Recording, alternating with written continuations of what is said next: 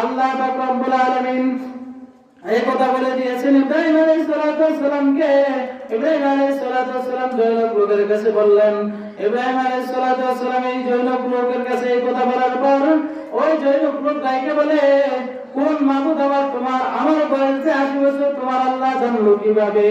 ওই ইব্রাহিম আলাইহিস সালাম বলে, আমার খোদা যে, তোমার খোদা তিনি রব্বুল আলামিনের। এই কথা যখন জৈনক লোকের কাছে ইব্রাহিম আলাইহিস সালাম এই কথা বললেন, ইব্রাহিম আলাইহিস সালাম এই কথা শুনে ওই জৈনক লোকটাকে বলে যে রব্বুল আলামিন আমাকে একদিন বয়স থেকে 80 বছর পর্যন্ত 2 বেলা পেট ভরে ভরে খাবার খাওয়াইছেন। ওই লোককে যতক্ষণ পর্যন্ত আমি না চিনব ততক্ষণ পর্যন্ত আমি আজকে খাবার খাবো না। ইব্রাহিম আলাইহিস সালাম যে লোকটাকে নিয়ে বসাইছেন, এই লোকটা হলো ইসলাম ধর্মের না, হিন্দু অথবা খ্রিস্টান ধর্মের হতে পারে, বেঈমান। তখন বলতেছে যে আল্লাহ তাআলা আমাকে বানিয়েছে, কিন্তু আমার বয়সের খবরও তিনি জানেন। আমার বাবা মায়ের বয়সের খবর জানার কথা, অথবা আমি জানার কথা। তোমার কি কথা যে আমার বয়স 80 বছর সে বলে দিতে পারছে? ওই রবকে যতক্ষণ পর্যন্ত আমি না চিনবো ততক্ষণ পর্যন্ত আমি আজকে খাবার খাবো না। তখনই ইব্রাহিম আলাইহিস সালাম তার জবান দিয়া কালিমা পড়াই দিলেন, লা ইলাহা ইল্লাল্লাহু ইব্রাহিম খলিলুল্লাহ। তখন ইব্রাহিম আলাইহিস সালামের মুশরিক হয়ে গেছে। আল্লাহ পাক রব্বুল আলামিন যে আমাদেরকে বানিয়েছেন, আমার বয়স একদিন থেকে শুরু করে আমার রিজিকের ব্যবস্থা, দুনিয়ার মালিকের কাজ যদি আমি একদিন না করি, মালিক আমাকে কাজ থেকে বাইরে করে দিবে, জবাবদাহি দিতে হবে। আল্লাহ পাক রব্বুল আলামিন যে আমাকে বানিয়েছেন 60 70 বছর 80 বছর জিন্দেগির ভিতরে গুনাহ করলাম, ইবাদত করলাম, তওবা নাসুহা করলাম না, কোনো কিছু করলাম না।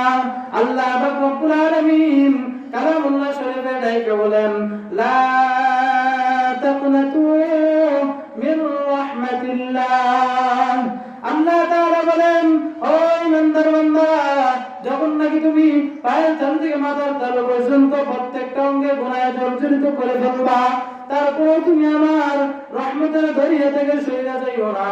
ইব্রাহিম আল্লাহ পাক রব্বুল আলামিনের কথা বলেন যে তুমি যখন গুনাহ করবা, কবিরা সগীরা গুনাহ করবা, জানা অজানা ইচ্ছা অনিচ্ছা গুনাহ করে ফেলবা, তারপর তুমি আমার রহমতের দরিয়া থেকে সরে যাইও না।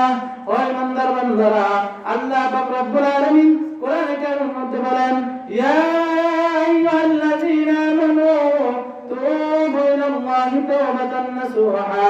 আল্লাহ পাক রব্বুল আলামিন বলেন, তোমরা যখন তওবা নাসুহা করবা, যত তোমার গুনাহ হোক না কেন বান্দা, আমার কাছে যখন খাটি দিলে তওবা করবা।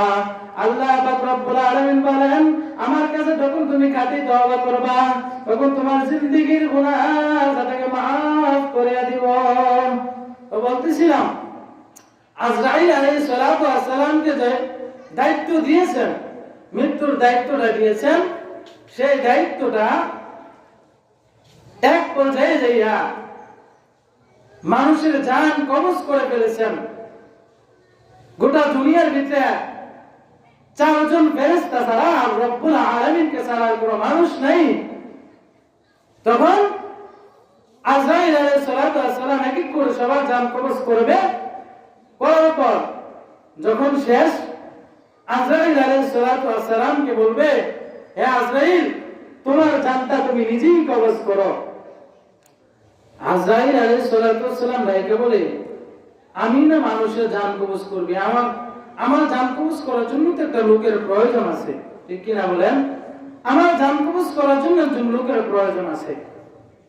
আজরাইল আলাইহিস সালাতু ওয়াস সালাম এই কথা বলেছেন। এই কথা বলার পর আল্লাহ তাআলা বলেন, তোমার বুকের ভিতরে তুমি নিজে হাত দিয়ে দাও, হাত দেওয়ার পরে দেখবা তোমার জান